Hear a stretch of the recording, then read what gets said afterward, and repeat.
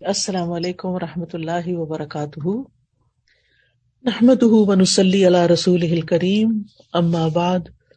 فاعوذ باللہ من الشیطان الرجیم، بسم اللہ الرحمن الرحیم، رب اشرح لی صدری ویسر لی امری واحلل عقدۃ من لسانی یفقہوا قولی۔ جب ہمیں کوئی چیز آفر کرتا ہے، مثلاً کہتا ہے کہ یہ دودھ ہے آپ کے لیے اور یہ بالکل خالص دودھ ہے، تو ہم کتنے خوش ہو جاتے ہیں۔ خالص دودھ، آج کے دور میں تو خالص دودھ بالکل ہی نایاب چیز ہو گئی ہے۔ اسی طرح جب کوئی کہتا ہے فلاں چیز بالکل خالص ہے، خالص دالیں ہیں، خالص فلاں ہے، خالص،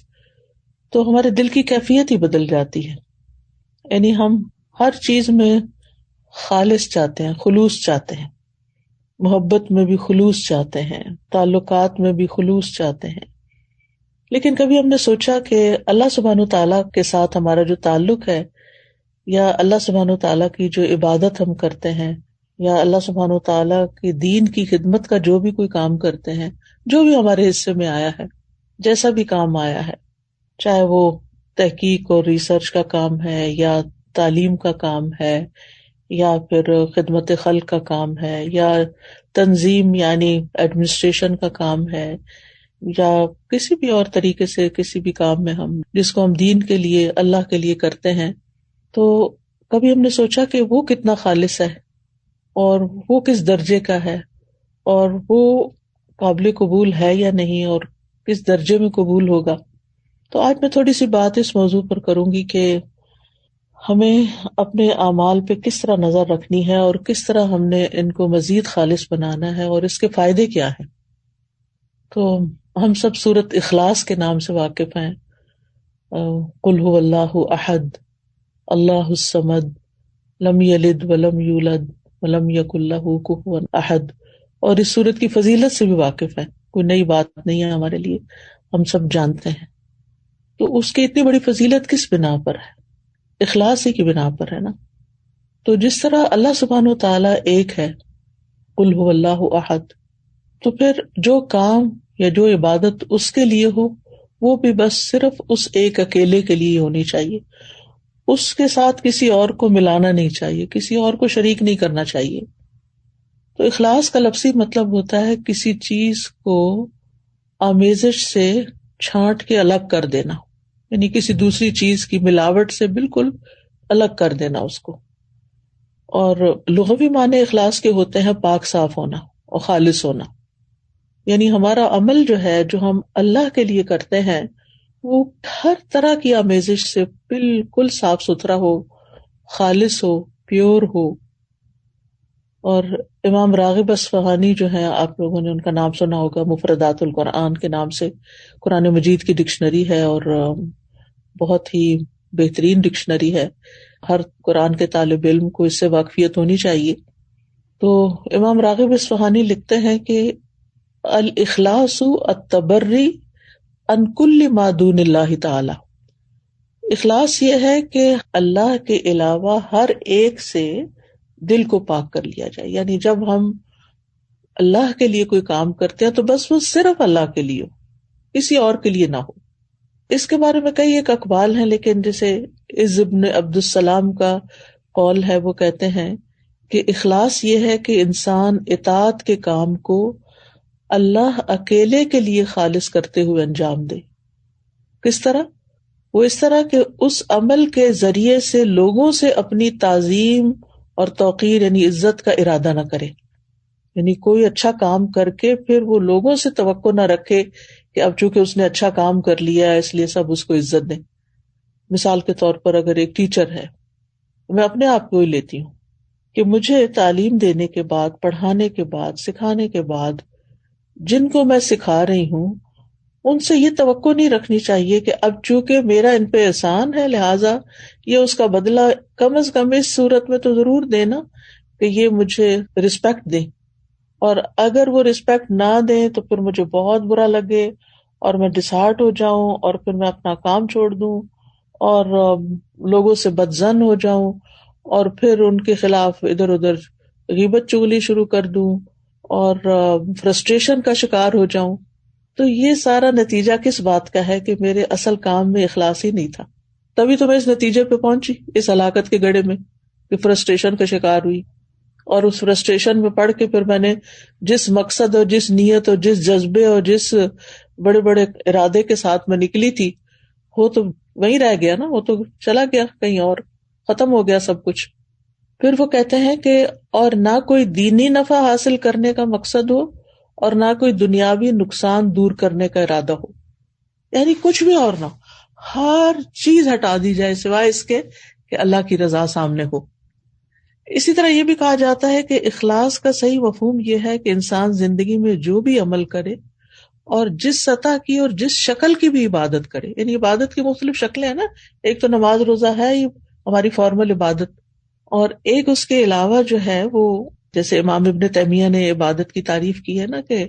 ہر قول اور ہر عمل جو ہے ظاہر ہو یا باطن ہو وہ اللہ کی تعظیم اور محبت کے ساتھ کیا جائے. یعنی جتنے بھی ہمارے ظاہری اعمال ہیں یا باطنی اعمال اگر وہ اللہ کے لیے کیے جا رہے ہیں تو ساری عبادت بن جاتے ہیں، اللہ کے بتائے ہوئے طریقے کے مطابق ہیں، اس کی رضا کے مطابق ہیں. تو بہرحال جتنی بھی عبادت کی شکلیں ہیں تو انسان کا دل اس عبادت اور عمل میں صرف اور صرف اس بات پہ مطمئن ہو کہ میں یہ عبادت صرف اللہ تعالیٰ کی رضا کے لیے کر رہا ہوں. اور اسی طرح انسان اپنے دل کو ہر طرح کے نفسانی، ظاہری، باطنی خواہشات سے پاک کرے اور اپنی ساری حرکات، سکنات اور ہمارے خیالات اور یہ جتنی بھی چیزیں ہیں ان سب میں صرف اللہ سبحانہ و تعالیٰ کی رضا مقصود ہو. یعنی ہم ایک ہاتھ بھی اٹھائیں، ہمارا مسکرانا بھی، ہمارا دیکھنا بھی، ہمارا چلنا پھرنا، یعنی جو ہی ہمارے ذہن میں یہ خیال آئے کہ فلاں مجھے دیکھ کے کہے گا واہ کیا اسمارٹ ہے یا کتنی ایکٹیو ہے یا کتنا، تو فوراً اس طرف سے توجہ ہٹا لی جائے. ایسا شخص لوگوں سے کتنا بے نیاز ہو جاتا ہے نا، لوگوں کی تعریف سے بے نیاز ہو جاتا ہے، لوگوں کی طرف سے پہنچنے والے فائدے کی توقع سے بے نیاز ہو جاتا ہے کہ یہ اس طرح میری قدر کرے گا اور اس طرح مجھے اپریشیٹ کرے گا. یعنی ایسا انسان سارے چنگلوں سے ایک طرح سے آزاد ہو جاتا ہے کیونکہ اس کی نظر صرف اللہ کی رضا پہ لگی ہوئی ہوتی ہے. اللہ سبحانہ وتعالیٰ نے قرآن مجید میں ہمیں حکم بھی دیا ہے سورۃ البینہ میں، وَمَا أُمِرُوا إِلَّا لِيَعْبُدُوا اللَّهَ مُخْلِصِينَ لَهُ الدِّينَ حُنَفَاءَ وَيُقِيمُوا الصَّلَاةَ وَيُؤْتُوا الزَّكَاةَ وَذَلِكَ دِينُ الْقَيِّمَةِ، اور انہیں اس کے سوا حکم نہیں دیا گیا کہ وہ اللہ کی عبادت کریں اس حال میں کہ اس کے لیے دین کو خالص کرنے والے، ایک طرف ہونے والے ہوں، اور نماز قائم کریں اور زکوٰۃ دیں، اور یہی درست دین ہے. وَذَلِكَ دِينُ الْقَيِّمَةِ. اسی طرح اللہ سبحانہ و تعالیٰ صرف اس عمل کو قبول کرتے ہیں جو صرف اس کے لیے ہوتا ہے. نبی صلی اللہ علیہ وسلم فرماتے ہیں کہ اللہ تعالیٰ فرماتا ہے میں بہترین شریک ہوں، پس جس نے کسی کو میرے ساتھ شریک کیا تو وہ عمل اسی شریک کے لیے ہے. یعنی کسی اور کو اگر آپ اس میں شامل کر لیں گے تو وہ عمل اس کا ہو جائے گا، اللہ تعالیٰ کے لیے نہیں ہوگا. اے لوگوں اپنے اعمال کو اللہ کے لیے خالص کرو کیونکہ اللہ عز و جل اسی عمل کو قبول کرتا ہے جو خالص اسی کے لیے کیا جائے. اب سوال ہی پیدا ہوتا ہے کہ پھر اخلاص کے نتائج کیا ہوں گے، فوائد کیا ہوں گے، ثمرات کیا ہوں گے. پہلی بات تو یہ ہے کہ انسان کے اعمال قبول ہوں گے. ہم جو تھک رہے ہیں، محنت کر رہے ہیں، دن رات بھاگ دوڑ میں لگے ہوئے ہیں، ہماری زندگی کا ایک ایک لمحہ جو استعمال ہو رہا ہے یہ سارا میزان میں ہماری حسنات میں شامل ہو جائے گا. یعنی یہ سب سے بڑا فائدہ ہے، یعنی قبولیت ہو جائے گی. کیونکہ حدیث میں آتا ہے کہ اللہ تعالیٰ صرف اس عمل کو قبول فرماتا ہے جو خالص اس کے لیے کیا جائے اور صرف اس کی رضامندی مقصود ہو. یہ سنن النسائی کی روایت ہے ابو امامہ الباہلی رضی اللہ عنہ سے. دوسرا بڑا فائدہ یہ ہوتا ہے اخلاص کا کہ انسان کو اللہ تعالیٰ کی مدد حاصل ہوتی ہے، اللہ سبحانہ تعالیٰ کی مدد حاصل ہوتی ہے، اور انسان کو ایک مضبوطی حاصل ہوتی ہے، اپنے کام میں جماؤ حاصل ہوتا ہے، ثابت قدمی آتی ہے. یعنی انسان پھر اس کام کو چھوڑتا نہیں. جیسے شروع میں نے کہا نا کہ انسان فرسٹریشن کا شکار نہیں ہوتا کہ میرا نہیں خیال مجھے یہ کام کرنا چاہیے کیونکہ کوئی مجھے نتائج نظر نہیں آ رہے، اس کے کوئی فائدہ نظر نہیں آ رہا. یہ جملے کتنے عام ہیں ہمارے روزمرہ کی گفتگو میں، حتیٰ کہ لوگ یہاں تک کہہ دیتے ہیں ابھی تک میں نے اتنا قرآن پڑھا ہے، دین پڑھا ہے، میرے عمل میں کوئی تبدیلی نہیں آئی تو میرا نہیں خیال کہ مجھے یہ کنٹینیو کرنا چاہیے. بعض اسٹوڈینٹس کہتے ہیں ہمیں یہ کورس کنٹینیو نہیں کرنا چاہیے کیونکہ ہم کچھ زیادہ تو فائدہ حاصل نہیں کر رہے. بھائی ایک ایفرٹ تو لگا رہے ہیں, ایک نیک کام میں ایفرٹ لگا رہے ہیں, اس کا فائدہ آپ کو دنیا میں ہی چاہیے اور لوگوں کو دکھانے کے لیے چاہیے کہ آپ بہت اچھے ہو چکے ہیں. اللہ کے ہاں اگر وہ قبول ہو رہا ہے اور جمع ہو رہا ہے تو وہی سب سے بڑا فائدہ ہے کہ آپ کا وقت فضول کاموں کی بجائے ایک اچھے کام میں استعمال ہو رہا ہے. تو اس طرح یہ ہے کہ انسان کے اندر ایک مضبوطی آتی ہے اور وہ نیک کاموں کو چھوڑتا نہیں ہے. اور جیسے پہلے بھی بات ہوئی کہ قبولیت آتی ہے اور اللہ سبحانہ وتعالیٰ انما یتقبل اللہ من المتقین, تو جب قبول ہوتا ہے عمل تو پھر مدد بھی آتی ہے اللہ سبحانہ وتعالیٰ کی. اچھا, تیسرا فائدہ کیا ہے؟ تیسرا فائدہ یہ ہے کہ انسان کا دل جو ہوتا ہے وہ بہت سی بیماریوں سے پاک ہو جاتا ہے, دل کے امراض کا علاج ہو جاتا ہے. یہ بالکل ایسے ہی ہے نا جیسے اگر کسی میلے برتن میں آپ صاف پانی ڈالنا شروع کر دیں تو وہ ڈالتے ڈالتے جو اس کا میل کچیل ساری دھل دھلا کے بالکل صاف پانی اس میں جا کے ٹھہر جائے گا. تو اسی طرح جب ہمارے اندر اخلاص آتا ہے, بار بار ہم اللہ سبحانہ تعالیٰ کے لیے اپنی نیت کو خالص کرتے ہیں تو وہ نیک کام جاری رکھتے ہیں, اور جتنا وہ جاری ہوتا ہے تو وہ جاری پانی کی طرح ہوتا ہے جو ہمارے دل کے اندر پھر جتنی بھی میل کچیل ہے اس کو باہر نکال دیتا ہے. تو دل کی بیماریاں, سب سے بڑی بیماری تو نفاق ہی ہے, اور نفاق اپوزٹ ہے اخلاص کا. پھر اسی طرح نفاق کی جو علامتیں ہیں اور دیگر جو برائیاں ہیں جیسے حسد ہے, کینہ ہے, بغض ہے, خیانت ہے, یہ ساری چیزیں. پھر اسی طرح یہ ہے کہ حدیث میں آتا ہے 3 چیزیں ایسی ہیں جن کی وجہ سے ایک مسلمان کا دل دھوکہ نہیں کھا سکتا, یعنی حسد یا کینہ نہیں رکھتا. ایک ہے کہ اللہ کے لیے خالص عمل کرنا, دوسرا ہے مسلمانوں کے ائمہ کے ساتھ خیر خواہی کرنا, یعنی اپنے لیڈرز کے ساتھ خیر خواہی کرنا, اور تیسرا مسلمانوں کی جماعت سے جڑ کے رہنا.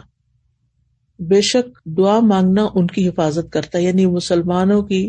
دعا جو ہوتی ہے وہ ایک دوسرے کے لیے فائدہ مند ہوتی ہے. وَلُزُومُ جَمَاعَتِهِمْ فَإِنَّ الدَّعْوَةَ تُحِيطُ مِن وَرَائِهِمْ. میں دیکھتی ہوں واٹس ایپ کے گروپ میں, جس گروپ میں میں ہوں, کہ کوئی ایک بیمار ہوتا ہے تو سارے کنسرن ہو جاتے ہیں اور ہر ایک دعائیں کرنے لگتا ہے.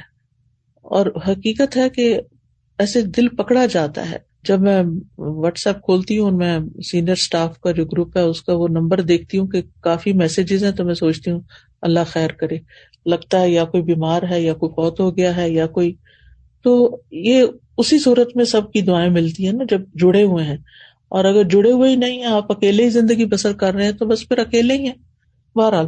پھر اسی طرح اخلاص کا چوتھا فائدہ یہ ہے کہ جو دنیاوی عمل بھی جو ہوتے ہیں نا, دنیاوی کام جیسے کھانا پینا ہے, بچے پیدا کرنا ہے, شوہر بیوی کا تعلق ہے, خرید و فروخت ہے, یہ سارے کام بھی اخلاص کی وجہ سے نیک اعمال میں شامل ہو جاتے ہیں. جیسے صحابہ نے نبی صلی اللہ علیہ وسلم سے پوچھا تھا کہ اللہ کے رسول, ہم میں سے اگر کوئی اپنی خواہش پوری کرتا ہے تو کیا اسے اس میں بھی اجر ملتا ہے؟ تو آپ نے فرمایا بتاؤ, اگر وہ خواہش حرام جگہ پوری کرتا ہے تو کیا اس پر گناہ ہوتا؟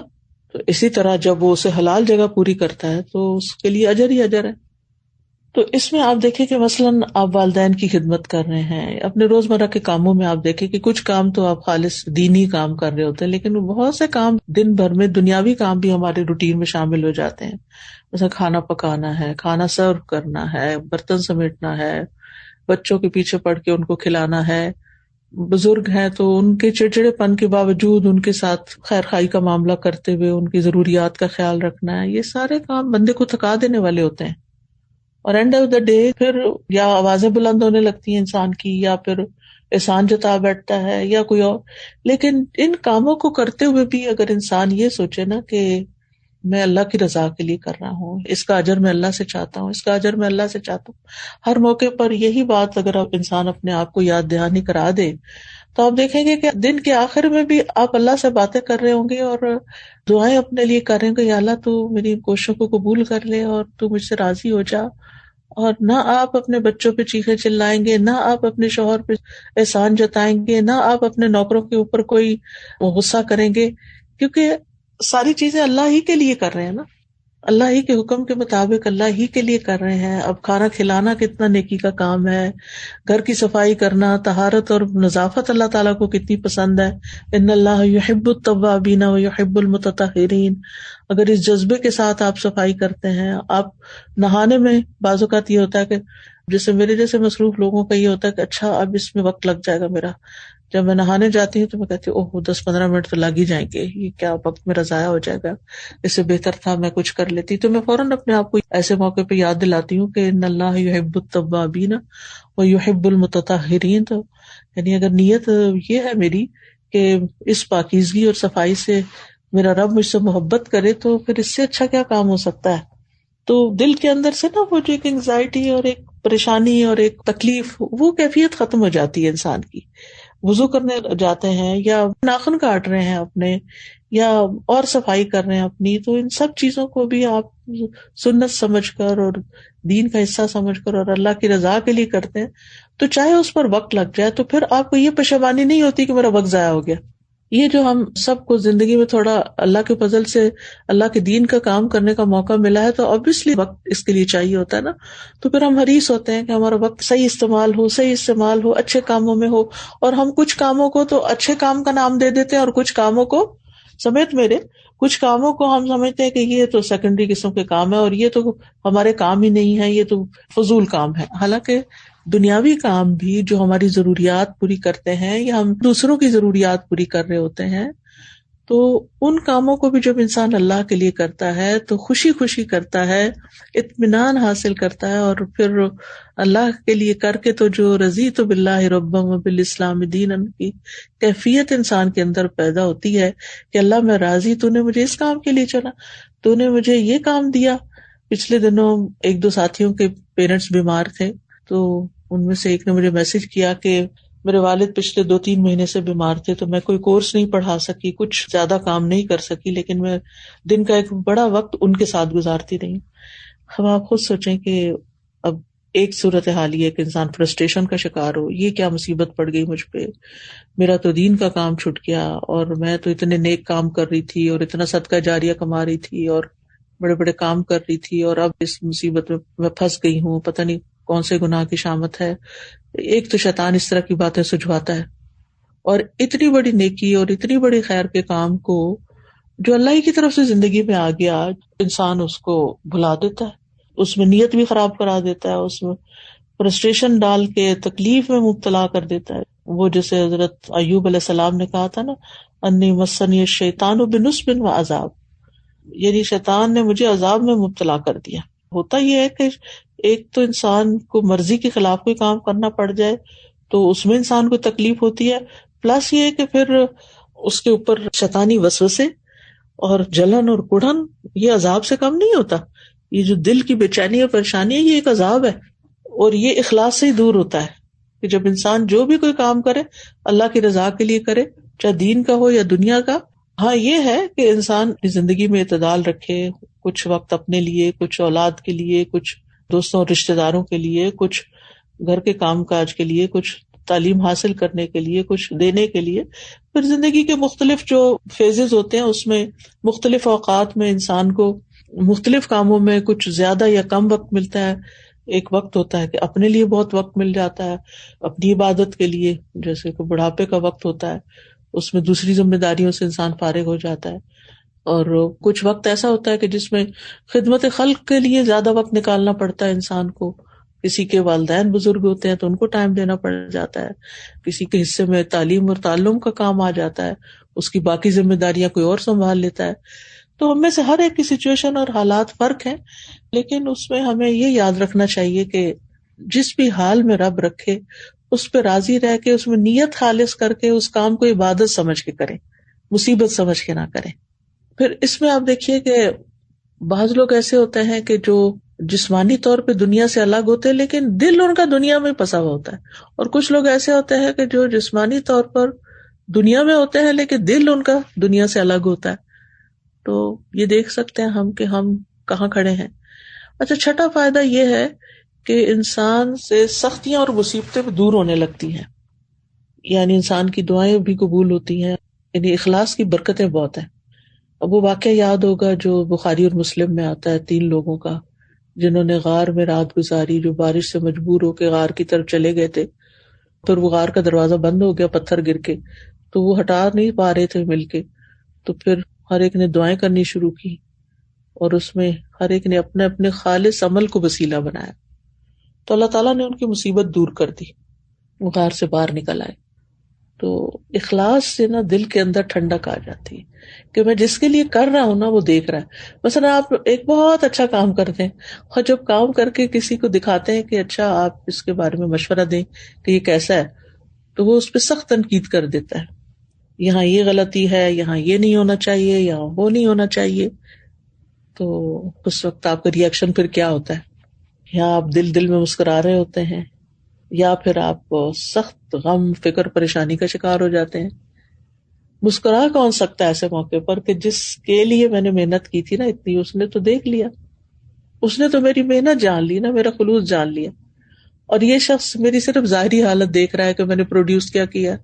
تو کوئی نہیں، اس میں بھی خیر ہے، میں اس کو دوبارہ کر لیتا ہوں اور اس سے بہتر کر لیتا ہوں۔ اور پھر انسان اللہ کی خاطر اسی کیے ہوئے کام کو دوبارہ شروع کر دیتا ہے، پھر اس میں بہتری آتی، پھر اس میں مزید بہتری آتی، مزید بہتری آتی۔ 7ویں چیز یہ ہے کہ انسان جب اللہ کے لیے کام کرتا ہے نا تو فتنوں کے جو خطرات ہوتے ہیں ان سے نجات اور سلامتی حاصل ہوتی ہے، یعنی انسان فتنوں سے نکل آتا ہے۔ اس میں حضرت یوسف علیہ السلام کی مثال ہے، جب اس عورت نے حضرت یوسف علیہ السلام کو برگلانے کی کوشش کی تھی تو اللہ سبحانہ وتعالیٰ نے ان کو بچا لیا، اور کیا فرمایا سورۃ یوسف میں آتا ہے، كَذَلِكَ لِنَصْرِفَ عَنْهُ السُّوءَ وَالْفَحْشَاءَ إِنَّهُ مِنْ عِبَادِنَا الْمُخْلَصِينَ، اسی طرح ہوا تاکہ ہم اس سے برائی اور بے حیائی کو ہٹا دیں، بے شک وہ ہمارے خالص کیے ہوئے بندوں میں سے تھا۔ آزمائشوں سے خالص ہو گئے تھے نا، تو اللہ تعالیٰ نے ان کو اس گناہ سے بچا لیا۔ تو اللہ سبحانہ تعالیٰ بندے کی حفاظت کرتا ہے پھر اس اخلاص کی وجہ سے، جب بندہ اس کے لیے خالص ہو جاتا ہے تو اللہ کی خاص مدد حاصل ہوتی ہے۔ ابن مبارک کہتے ہیں کتنے ہی عمل ایسے ہوتے ہیں جو بالکل معمولی ہوتے ہیں لیکن اچھی نیت سے وہ بہت بڑے ہو جاتے ہیں، اور کتنے ہی عمل ایسے ہیں جو بہت بڑے بڑے ہوتے ہیں لیکن نیت ان کو بالکل حقیر بنا دیتی ہے۔ تو ہمیں یہ دیکھنا چاہیے کہ ہم کہاں کھڑے ہیں۔ پھر اسی طرح 8واں فائدہ یہ ہے کہ انسان کو اس کام پر اجر مل جاتا ہے، چاہے وہ کمزور ہی کیوں نہ ہو اس کا عمل اور چھوٹا ہی کیوں نہ ہو، یعنی اخلاص اور سچی نیت کی وجہ سے کوشش کا اجر مل جاتا ہے۔ اور اگر انسان کوشش بھی نہ کرے، صرف خالص نیت ہی ہو، تو بھی انسان کو وہ اجر مل جاتا ہے۔ جیسے وہ حدیث میں آتا ہے، صحیح مسلم کی حدیث ہے کہ جو شخص سچے دل سے اللہ سے شہادت کا سوال کرے، اللہ اسے شہداء کے مقام تک پہنچا دیتا ہے، چاہے وہ اپنے بستر پر ہی کیوں نہ فوت ہو۔ تو اندازہ لگائیے آپ کہ چاہے انسان اپنے بستر پر ہی کیوں نہ فوت ہو، انسان شہداء کے مرتبے تک پہنچ جاتا ہے۔ اور صرف شہادت ہی نہیں، کسی بھی نیک کام کا، جیسے پیچھے ہم نے بات کی نا کہ حسد دور ہو جاتا ہے، یہ کس طرح حسد دور ہوتا ہے؟ مثلاً آپ کسی کو اچھا سا کوئی کام کرتے دیکھتے ہیں، تو دین والوں کا حسد کیا ہو سکتا ہے کہ کوئی ان کا ساتھی ان سے آگے نکلتا جا رہا ہے، لوگ اس کی بڑی تعریف کرتے ہیں اور اس کو بہت چاہتے ہیں اور اس کو زیادہ محبت دیتے ہیں وغیرہ، تو جو دیکھنے والا کہتا ہے کہ یہ سب اس کے ساتھ ہی ہو رہا ہے، میرے ساتھ کیوں نہیں ہو رہا، تو وہ ایک جلن کڑن کا شکار ہو جاتا، ٹھیک ہے نا۔ تو اب جو نیک انسان ہوگا نا، جو مخلص انسان ہوگا، وہ فوراً خود ہی یعنی اپنے اندر ہی سیلف ٹاک کے ذریعے اصلاح کر کے اخلاص کی وجہ سے اس جنگل سے باہر نکل آئے گا، اور وہ کیا سوچے گا کہ مجھے اس سے حسد نہیں کرنا، مجھے اپنے اندر بہتری لانے کی کوشش کرنی ہے، اور مجھے اللہ نے جس کام کے لیے پیدا کیا مجھے اس فیلڈ میں آگے نکلنا ہے، نہ کہ میں جلن کڑن کا شکار ہو کر اپنے اس وقت کو ضائع کر دوں۔ بہرحال 9واں فائدہ یہ ہے کہ جنت کا داخلہ اخلاص ہی پر مبنی ہے۔ وما تجزون الا ما کنتم تعملون، تمہیں صرف اسی کا بدلہ دیا جائے گا جو تم کیا کرتے تھے، یعنی جو اللہ کے لیے کیا کام اسی کا ہی فائدہ ہوگا، باقی تو بیکار ہے۔ الا عباد اللہ المخلصین اولئک لہم رزق معلوم فواکہ وہم مکرمون فی جنات النعیم علی سرر متقابلین یطاف علیہم بکأس من معین بیضاء لذۃ للشاربین لا فیہا غول ولا ہم عنہا ینزفون وعندهم قاصرات الطرف عین کأنہن بید مکنون. ترجمہ تو آپ سب کو آتا ہی ہے ماشاءاللہ، ترجمے کی تو ضرورت نہیں ہے. تو اخلاص کے پھلوں میں سے، اخلاص کے فائدوں میں سے جو سب سے اعلیٰ پھل ہے وہ جنت ہے. اللہ تعالیٰ سے دعا ہے کہ اللہم اجعل اعمالنا کلھا صالحہ ولوجہک الکریم یا ربنا خالصہ ولا تجعل لانفسنا ولا للدنیا ولا للشیطان منها حظ ولا نصیب وتقبلها كلها بقبول حسن یا رب العالمین. اے اللہ ہمارے تمام اعمال کو نیک بنا دے، اے ہمارے رب خالص اپنے عزت والے چہرے کو چاہنے کے لیے بنا دے، اور نہ ہی ہماری اپنی ذات اور نہ ہی ہماری دنیا اور نہ ہی شیطان کو ہمارے اعمال میں کوئی حصہ بنانا، اور اے رب العالمین ان تمام اعمال کو آسان طریقے سے قبول فرمانا. تو جزاکم اللہ خیرن کہ آپ نے اتنا وقت نکالا اور بات سنی. جزاکم اللہ خیرن کثیرا. بارک اللہ فیکم. سبحانک اللہم و بحمدک اشہد ان لا الہ الا انت استغفرک و اتوب الیک. السلام علیکم و رحمۃ اللہ وبرکاتہ.